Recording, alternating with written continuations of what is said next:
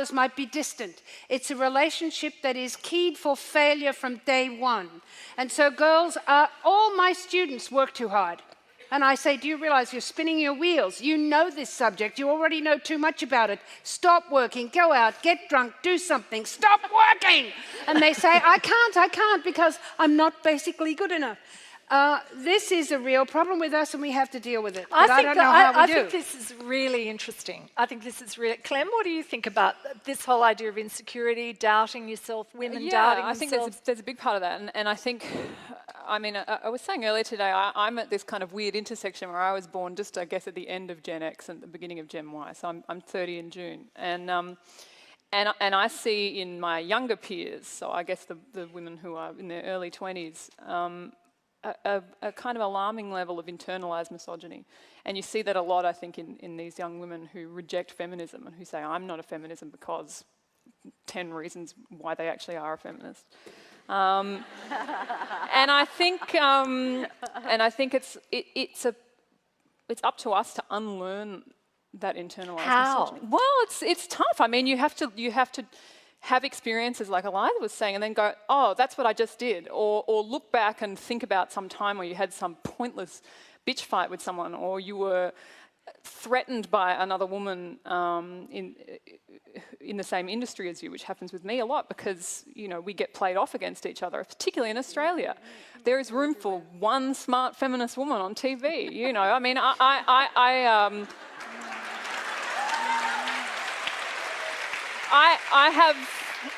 have an agent and I love them, but when I got my agent, it was because people were saying, well, I wonder who the next Miff Warhurst is. You know, can't we have two Miff Warhursts? Right. Or just one Miff Warhurst. One would be great, and then one somebody else. Yeah. And I think that we could sit around a long time waiting for the industry to change, waiting for society to change, waiting for other people. If we can focus on working through these things ourselves, I think that's really helpful. Okay, these people are going to get sore legs from waiting. I'm going to go... Naomi, just quick comment from you before we go to questions. Fast. So I co-founded this thing for young women to address exactly this. And what we found is the brain is very plastic and that it's socially acceptable for women to put themselves down and also to speak horribly about other women the minute their backs are turned. But it's not socially acceptable to say, yeah, I'm pretty good at what I do. I really like what I did. Or you're really great at what you did.